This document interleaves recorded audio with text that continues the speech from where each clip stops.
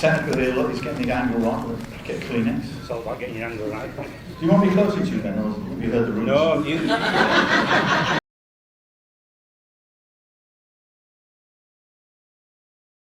Yeah, I don't think we need any introduction from the gentleman that's going to be sat beside of us. He's the main reason why I joined the police. He's the main reason why I joined traffic.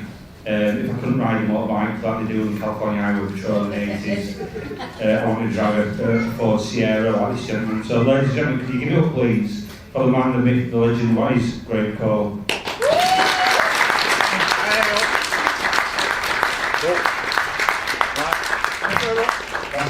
We're doing Mike. Can you hear me sitting on the settee? Should have got here earlier, shouldn't you?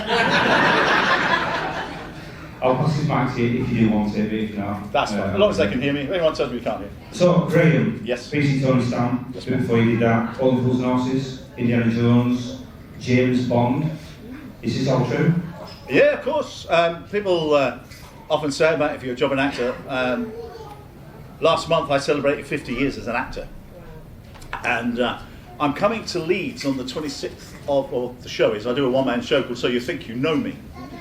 Because all of you, I was Tony Stamp for 25 years on the bill, 1,400 episodes. God knows how many words, but I never get those brain cells back. And so 44 pantos, 12 West End musicals. I'm very fortunate I sing as well. And in 1974, history to you young people, I joined Bel Canto Singers. So that was in and out of the West End with musicals, but I would then do the Sunday night concerts. And as a backing singer for anybody. So when I do the one-man show, we do a huge Q&A. So if you want to come along to that, you can ask whatever questions. I will tell you exactly what the stars that you think are wonderful were actually like to work with. And I will shatter your illusions on so many. But it's a weird thing. People talk about that. I mean, you list on there 160 characters on stage and on TV and film. People like, wow, hang on. If I don't work, the family don't eat. And it's as simple as that. You don't question plumbers or electricians, and we swap around, and the more characters we play, the more fun it is. I think it's because you've seen on TV though, and I think when I used to watch it, and I used to see you jump in the Sierra and drive off and have all your car chases, you become like an icon to people, and then when you're here in the flesh, people say, right, I want to see this, I want to see that, and then when you're linking with things like James Bond and Indiana Jones, you've gone to that next round as well. You're not just on a show, you're in the Hollywood A-list movies as well. It's always interesting because like the Indiana Jones, you'll get a phone call from the agent because the management team are asking for you. And, I won't remember which one. It's one when Sean Connery is his dad. So I can tell you what that particular film or episode of that was called. 3, I think. Is it? I don't know. But we had to learn Russian, or mine and the other guy had to learn Russian, although he was Polish, the other actor. And we had these long scenes. We go to this girls' school and we pull him through a window because he doesn't want to go back to work for Mr. Big, who we all work for. So we had a load of Russian stuff that we learned. They were in a lift with a load of Russian stuff. And when you go to see the film, it's all cut. But that's the job. You know, the great thing about theatre, which is my first love, and when I started in 1974, there was something called weekly rep. So we'd go on a Monday, we'd learn a play. That would open on the Saturday night. The following Monday, we would then rehearse the play that's going to follow the play that we're now in. So we learn a play in the morning, and then at night we go on and do the play that we learned a week ago. It is brain damage, but that is why you have the best trained actors in the world. It's doing that stuff. So, but of course I sang as well. So I'll be doing a Chekhov, as I was in Coventry, Chekhov downstairs for the schools, and then in the evening we're doing Calamity Jane with someone called Linda Michelle, who became Linda LaPlante. If you stick around with me long enough, I've worked with most people. They're either dead or in prison. There's not many. I've been really, really, really lucky. So how did you get into the acting game and how did it all start off? I was 8. Anybody my age? I was 8. And I used to go to Saturday morning cinema for sixpence. Your family will explain to you what sixpence is. You'd go in there, you could see a main feature, you'd get a drink, a bottle of pop. But what I loved was the B movies, which would be, for those of you old enough to know, In Which We Serve, Kathy Come Home. And what I used to do, when I was 8, 9, 10, I used to look around at my contemporaries And what I wanted to do was I wanted to move people the way that it was moving us when we were watching on the big screen. And that's the actor's job. If we don't get an emotive, some kind of reaction in you, what's the point? And that's the same thing when you're doing the bill or anything else. But bearing in mind that we're very, very well aware that you're doing all sorts of things. The wife's having a row because you didn't do what you're supposed to have done in the afternoon.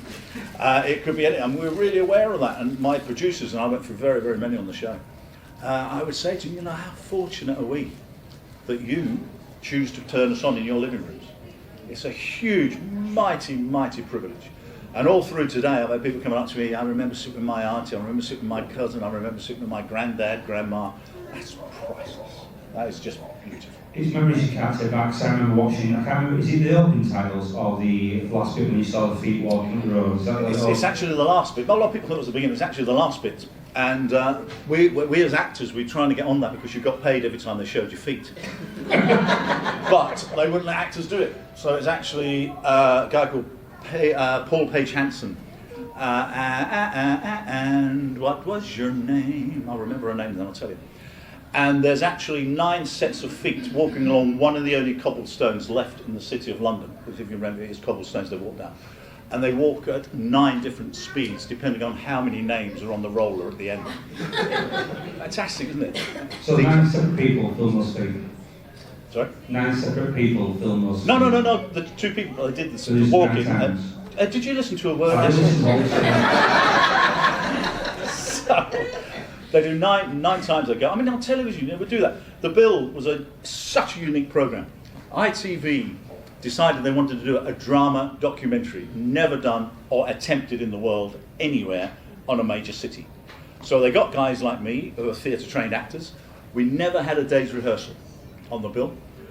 It was up to us to know the lines. We'd arrive on set, the director would go between this point and this point, I want that stuff I'll do. We'd meet the guest artists who were playing the villains or whatever, and we'd shoot it. The Bill was shot on one handheld camera. When it first started, if you remember, it was quite jumpy and people didn't like it. I said, why is it jumping like that? Because when we're running, so's the cameraman. And the Bill was so unique, no mood music to put you into the mood at all, and the only television police series then and now that you never saw the crime. You arrived as we arrived. So our scenic department will be ahead on the houses. They'll give you ideas, as the cops do when they're going in through the door. The last 8 feet, the most important bit. You're looking around, is it a scruffy house? Is it a nice house? Is there stuff on the wall? Is there stuff on the stairs? Is there crap everywhere?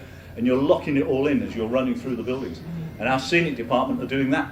I've got a very strange sense of humour, as you will learn if you stay long enough with me. And the amount of times I was walking into these houses, blimey, have our scenic people done that? Rip the wall? No. They actually lived like that. Just in horrible houses. But there you go. Yeah. Because it was the reality of the show. That's what we've got to talk about there. Needles on the floor, we've got children, babies going on, dog on the floor. So when you got the part for PC Sam and they said you're going to be traffic, did you realise the impact? Because you look at everyone Well, first of all, I'm going to really, really upset you, Ben. Please don't. I was never traffic. I was an area car driver. Get out. Get out. Can I just say, man, the trouble with you presenters, if you go on Wikipedia, there's only a nice way to say it's so full of crap. You could go on Wikipedia, on my page, and write anything you liked about me. It's a ridiculous thing. And I get introduced so many times, and they go, oh, you did this. No. It's like reading The Sun. They just make it up. They don't care. I think it's just the idea in West Yorkshire and most spots is, I think London's different. But to drive a car like that, you have to be traffic. So we've obviously looked at you as being the traffic. Well, the system was, now bearing in mind when I started, I only wanted to ever be an actor when I was 8. As I did when I was Saturday morning son of myself. My life changed because both my sisters got the 11 plus. There was more chance of me becoming a Chinese emperor than passing the 11 plus. But I was always good at sport, and I still play a lot of tennis. And so if you play sport and you play cricket for your county and you play rugby for your county, you've got a fantastic report at the end of the year, even though you're a crap at everything. And so I was pretty well known. I was born in North London, brought up in Harlow in Essex, before it became Beirut. It's a very nice place. It was just farmers' fields. It was just absolutely beautiful place to be brought up. And my dad knew I wanted to be an actor. I was in every school play, I was in any production that I could be in. And my mum and my dad, when they retired, were a brother and sister at St John's, so I went into St John's when I was 9. So when I was 15 and could be booted out of school, what you're going to do? I just want to be an actor. At that time, which would have been sort of 70s, if you didn't have money, you didn't go to drama school, basically. Still kind of similar to that now. So I went into the health service, and my first job at 16 was to sweep a quarter-mile-long corridor in a place in Bishop Stortford. And anyone that knows me and spends any time with me, I sing all the time. It's the most irritating thing if you're with me. It drives people nuts. Because I know the tunes, but I don't necessarily know the words, so I'll use the words from another song. I have rewritten more musicals in the West End than any other living actor. And the reason you do that is you've got 22-piece orchestra, they ain't going to stop. So if you forget the words, you've got to fill it in with something. And I've had Lloyd Webber and all sorts. I've done Jesus Christ Superstar quite a number of times. I've had Lloyd Webber and all sorts of it. Cole, would you mind sticking to the lyrics of Tim Rice? And I spent hours agonising over. If I could remember the bloody things, I would. Yeah, but at that moment in time, it didn't happen. Do any of you go to live theatre? Because that's why you go. It's like going to watch motor racing. You know that at some point someone's going to go wrong. You can't remember the stuff all the time. It just doesn't happen that way. And it's how you get out of it is the fun part. I remember running up the stairs to do the Admonishment of Jesus, and the set at the Cambridge Theatre in the West End was a scaffold set. So by the time I got to the top, I was on eye level with the gods, which is very rare for an actor to be up that high. But I had to run up the stairs, and I'm about to go into, are you ready with your ear rolls? Because you haven't got a mic on. So I would be singing, I wash my hands of your indiscretion. This is the bit that's coming up, okay. So I had to run up the stairs. As I ran up the stairs, a little red tablet's plopped into my hand. When I get to the top, there's a big bowl at the top. When I put my hands in, it turns red. And I go, wow, to symbolise the blood. How did he do that? So on my way up the stairs on a particular day, the centurion guy that's supposed to plop it in my hand missed my hand. But as I said to you, I've got a 22-piece orchestra. You just keep going, and I could hear this ding, ding, ding, ding, ding, all the way down the stairs. It got to the bottom of the stairs. It was picked up. Mary Magdalene handed it to Peter. Peter was on its way up the stairs. 1,200 audience could see this going on. Me at the top, and I said something or other. Something came into my head, and I did it. And I got it in my hand, and you go, do any of you perform when you can't remember the lines? It's the cold sweat starts somewhere near your coccyx and works up your back very, very, very, very slowly. Coccyx. Oh, sorry. And it gets to the top. You're just turning pages in your head, trying to remember what the thing was. And I looked down into the pit, and a musical director, a wonderful man called Martin Yates, is holding, I think, 20-piece orchestra on a bell note. So all these musicians are looking up at me. And he looked at me and said, when you're ready, son. That's theatre.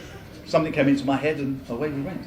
But it's beautiful. And the audience, you share that moment with us. It's never going to happen, hopefully, again. But it's a great moment.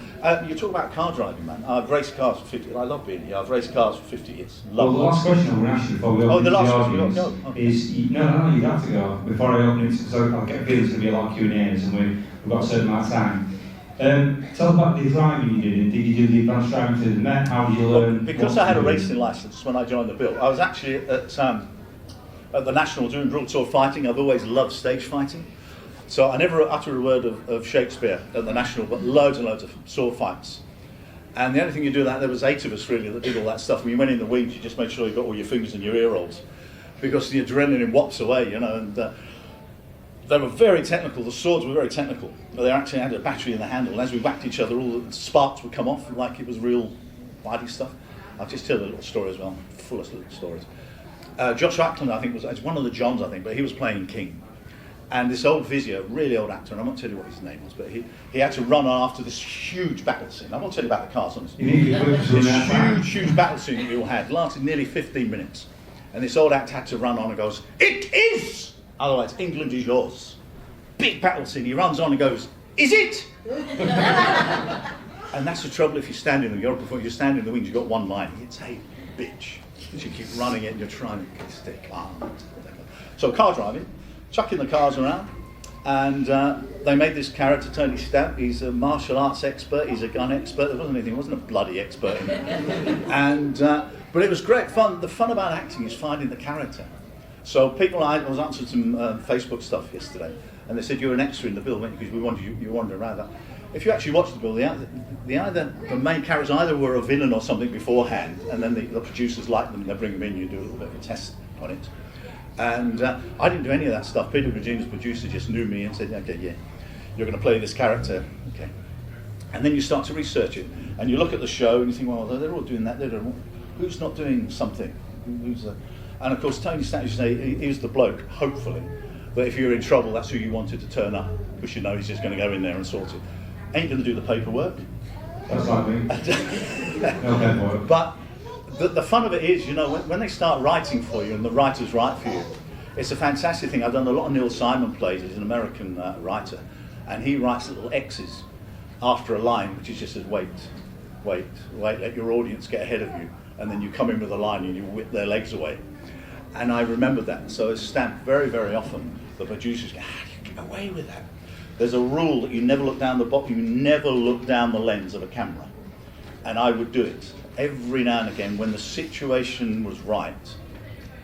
You and I are in the situation. You are with Tony Stamp in that room. It's all kicking off around in that room, and just every now and again, just for you at home, I would do this with my eyes.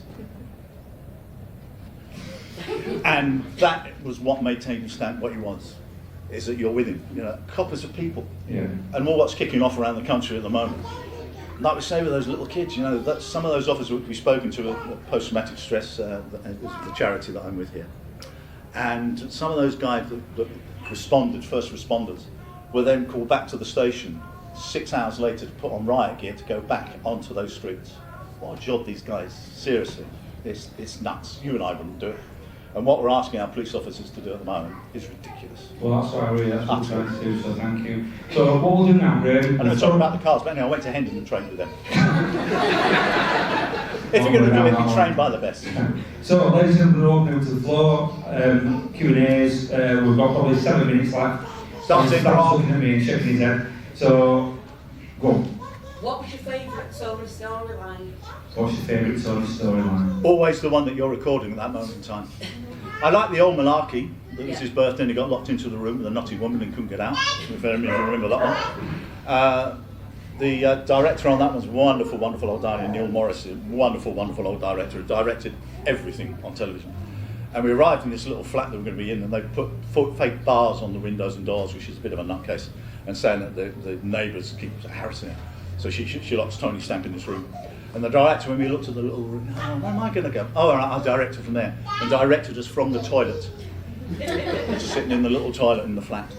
But Helen Morgan played the actress. You know, we never get to meet. We literally met minutes before and then spent 4 days in each other's company delivering the lines and playing with beautiful stuff. When it's written for you, it's great.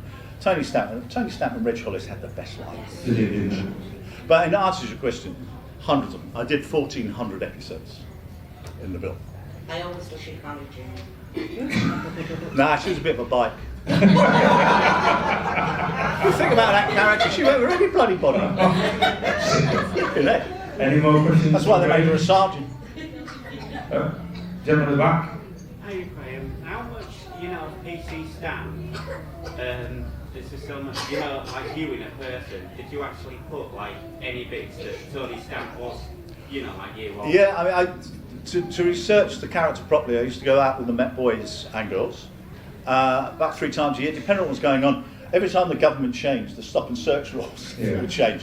So I would go out with the guys and the girls and we'd sit in the canteen and I'd listen to the banter. So just for them, I would throw in lines that only coppers would know about. So yeah, there is that, but of course the thing that people always get paranoid about, and you shouldn't, is that everything's timed. Those scenes will be timed down to the second, so they don't want to edit too much of it.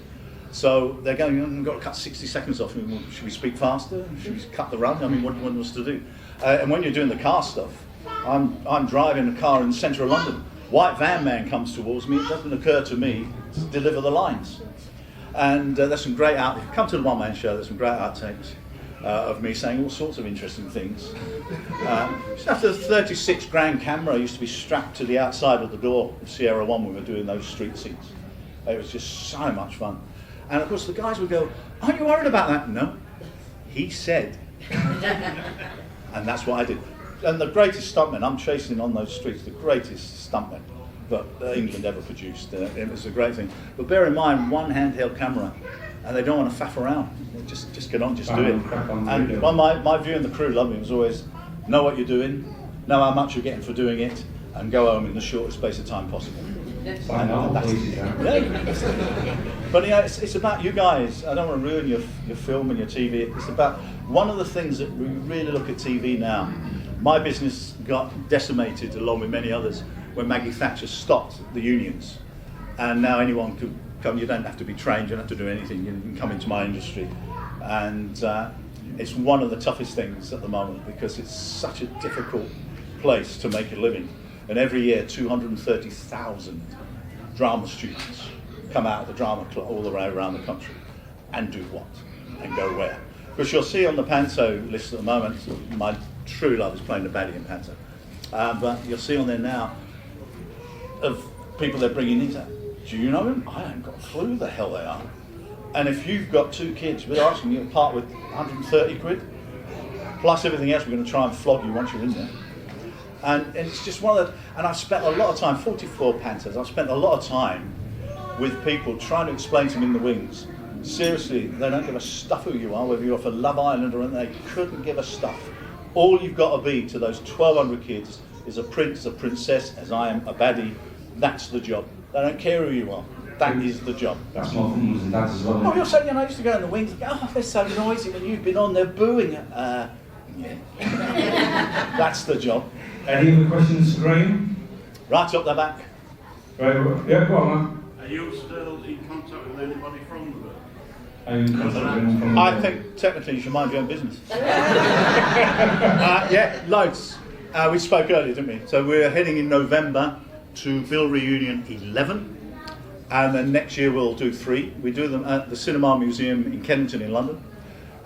This November it will be Lisa Maxwell, Sita Indrani, Chris Simmons, Graham Harper, who did a lot of directing, and myself, and I usually host it. And we do a lot of this, a lot of Q&As. But yeah, I mean the old team, I meet Mark Wing all the time, I meet Trudy all the time, so I can be rude about her, because I do it in public as well, when she stood beside me.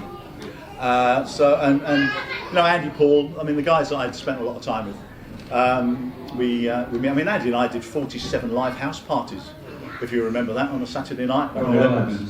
We played, it was great, we loved it, because Tony Stamp idea of the C idea, here comes the brains department. And I love playing an inane detective. And a guy called Charlie Adams used to write that stuff. We used to do 2.5-minute sketches. So Andy and I would be called up in the morning. Our families would come with us, sit in the green room. Andy's a football nut. I know nothing about football. It's the wrong shaped ball. But here we're going to the World of Sports studio, and I go downstairs. I've done 7, 8 Doctor Who's. So I'd wander about if they were in the studios and chat to other actors and stuff. Wonderful going to the BBC, thinking who the actors that sat in those dressing rooms before. It's a beautiful thing. But Andy and I then would be caught up at about 5:15. Show was going live at 6. And we'd done a very loose camera rehearsal. But very, very loose camera rehearsal. Noel really liked it to be spontaneous. So then in semi-darkness we'll be taken round the back of the set. We'll sit on an 8x8 plinth with a big door just in front of us, with a little monitor which was our only light.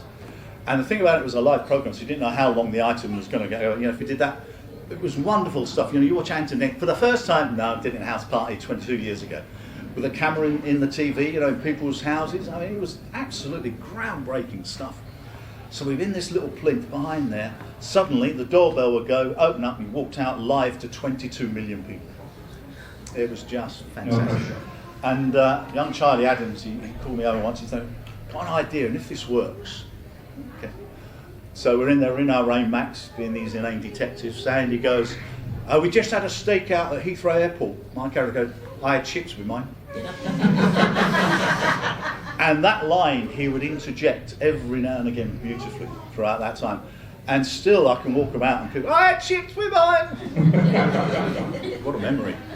But if it's good, you know, for you guys, if it's written well, if you've got really good actors doing their job, you're looking at my eyes and I'm looking at your eyes. If you come to the one-man show, I change it. If you're looking bored or there's a couple of people nodded off, I'll change it. I'll throw in a very noisy song that scares the shit out of you. But the thing is, you know, it's about communication. And if you look at TV now, you don't believe them. And one of the things you say, you can play 160 characters. My missus, my 2 kids will tell you. When you start getting into character, you become, that's my job. To become those people is your job. So you do become a little schizophrenic. But if I don't get it right, if you don't get your gut right, your eyes aren't right. So you've got to put yourself absolutely into that moment. And like, you know, Keith Ledger and people like that, if you've got a troubled soul and you're playing a troubled soul, you're in real difficulties. And one of the reasons I joined Childline 40 years ago was going out with the guys and the girls to around London, going to, and I've said it to many politicians, go out with the guys, just see what it's like to go on the 6th, 7th floor of a block of flats at 3 a.m, have the door opened by a little kid in a nappy that takes no notice at all that there's cops at his door. It's extraordinary, people, absolutely extraordinary. I've spoken to kids, you know, that don't sleep in their beds. It means something completely different to them. And when you've lived an absolute privileged life, as I have, doing a job that I enjoy immensely, your payback, and my payback to Childline, my payback to being Tony Stamp for all that time, is to join Post-Traumatic Stress 999 and just be there for the guys and the girls. We had lots of phone calls, obviously, for what happened. And just, you know, sometimes, I was talking to somebody earlier, sometimes words aren't enough. Sometimes, you know, you just need a hug. And I get told off all the time in Childline when we're doing these. You can't hug them. Ladies and gentlemen, thank you very much for coming. Give it up, please, for the man, the myth, the legend, what is great call.